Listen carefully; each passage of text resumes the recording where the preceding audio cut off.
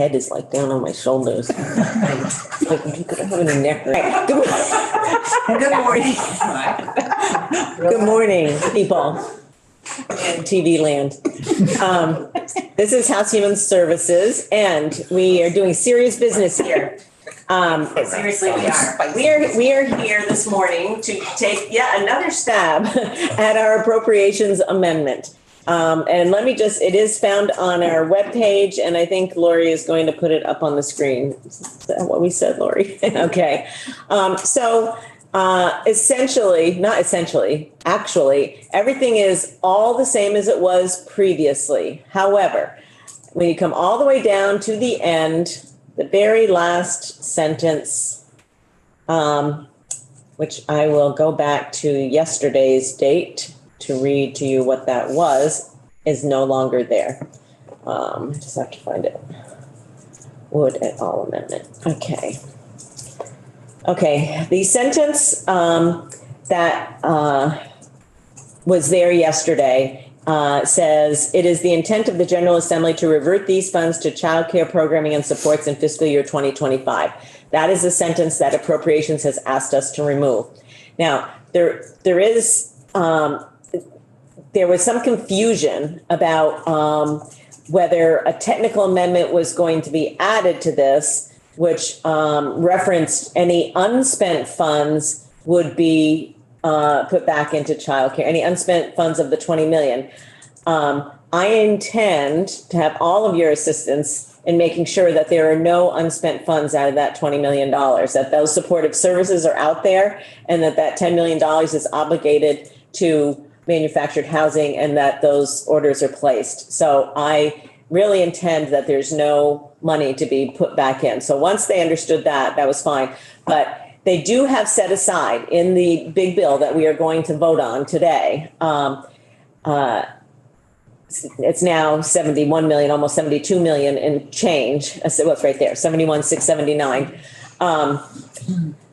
Part of that in one-time money and part of that in base funding. Okay, so 50 million of it is in base funding, and 21,679, 795 is in will be in one time after this amendment.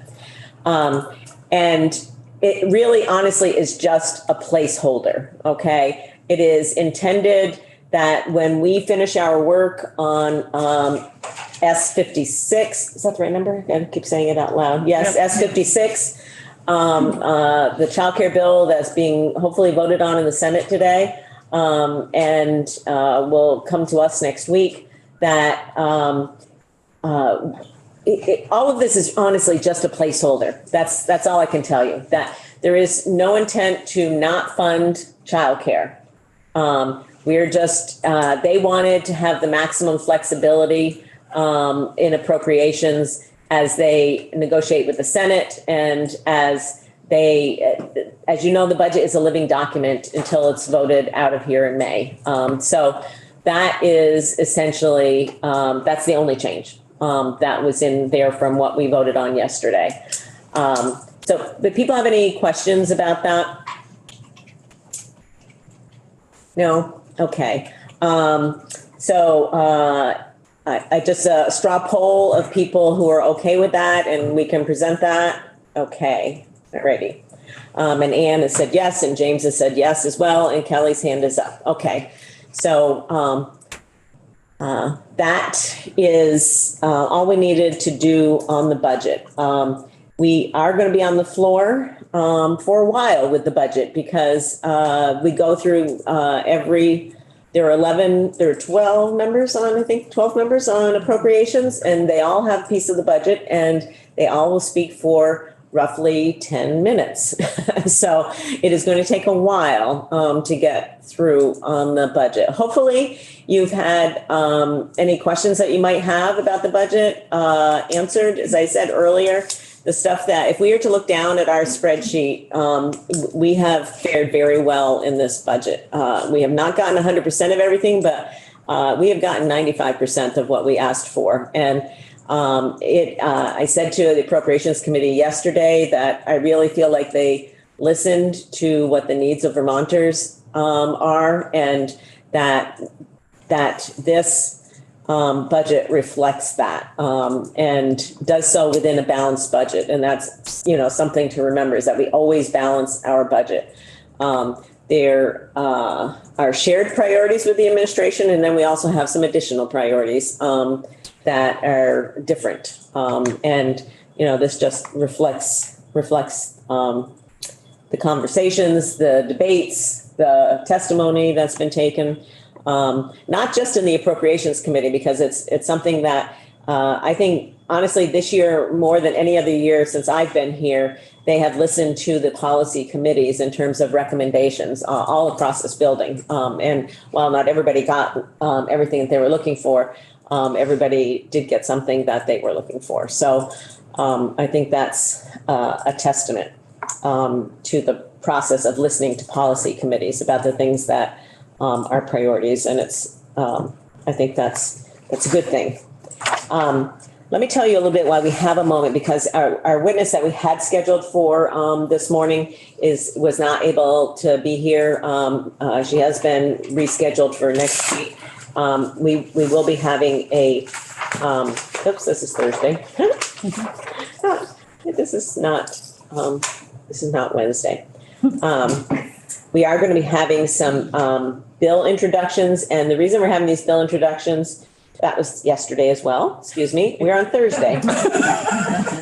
We really are on Thursday. All right. So Chantel, Dr. Meek was not able to be here today, but we have rescheduled her for next week.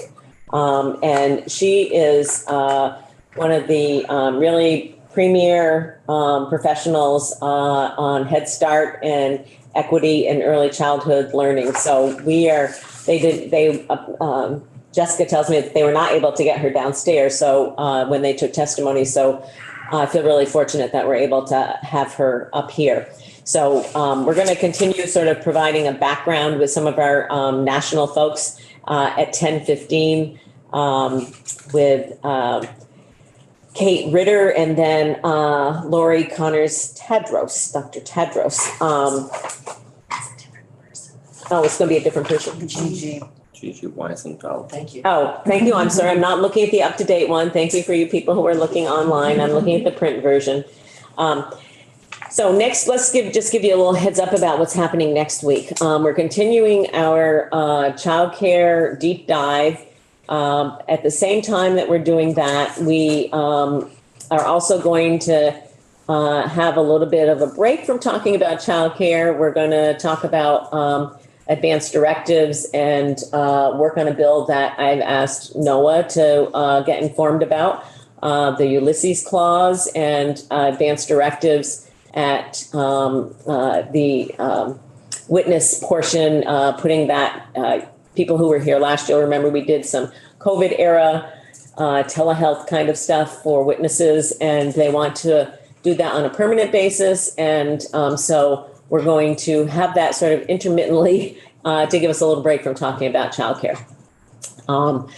But during our childcare discussions next week, we are going to start to hear sort of like from the basics to help inform us about what is the Child Care Financial Assistance Program, how is that run, what's that like from a perspective of a family member trying to apply, what's that like from a provider's perspective, what did they have to do, what's it like from the state perspective of running the program. So I want, before we start talking about what changes we're going to make to the program, I want to make sure everybody is starting from the same level of understanding about what the program currently is and how it currently functions.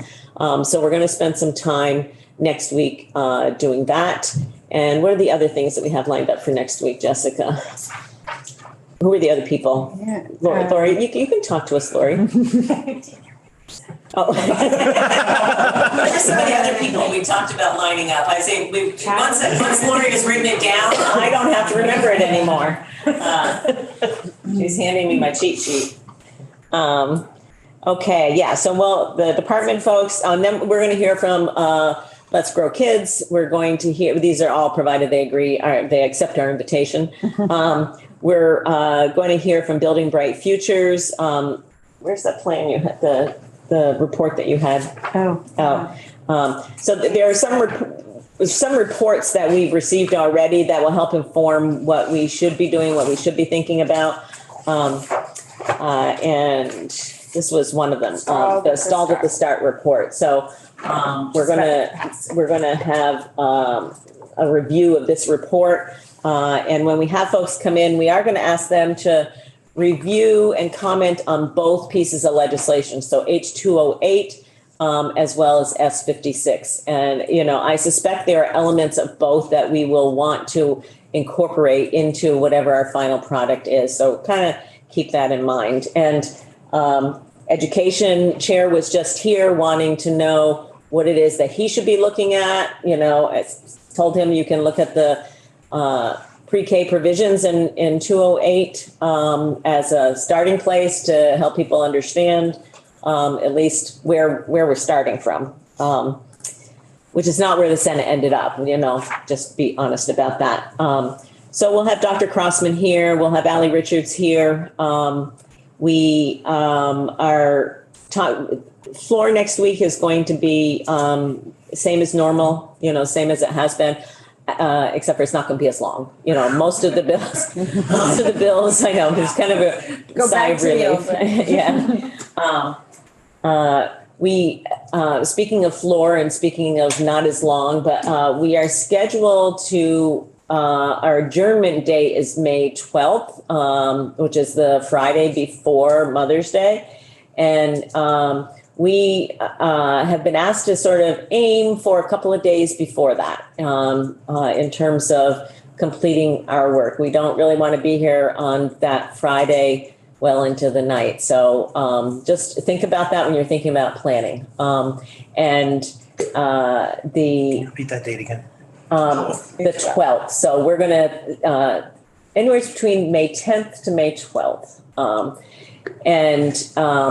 There is a potential veto session being scheduled in June. I think everybody is aware of those dates. And the speaker is asked that we have as close to 100% attendance as we can during those times.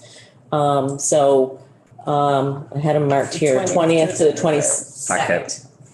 Yeah, it's 3 days, 20th, 21st, and 22nd. We probably will not need all three of those days. And speaker is working with Senate leadership on sort of nailing down. There will probably be 2 days that will be held. To put those on your calendar. It's also Girls State Week for anyone who. How are they going to use the state house if we're here? They already have gotten Vermont Tech, so we're going to try and just move it around based on the dates. Gotcha. And then there's Boys and Girls Club at noontime today, which awards to various programs throughout the state. Cool. For the Boys and Girls Club. Also, next week, we're going to hopefully hear from the youth prevention folks. Is it Vox? What is that the initials? Something exposed, our voices exposed. OVX, I think is what it, OVX. It's the youth in our high schools primarily who are working in the prevention field and looking to have their voices heard here at the State House. So we have invited them for a brief time next week. So we are going to be having afternoon times after the floor next week. Just so you know, we do plan to come back to committee after floor next week because the floor should not be as long. So Lori is working on scheduling people in the afternoon. So it's not a floor's over, we're out of here. So floor's over, back upstairs. Same as tomorrow. Right. Yes, we're back here after floor tomorrow. All right. So now you have a bit of time between now and when our next witness arrives to take a break and come back, and we'll be here at 10:15.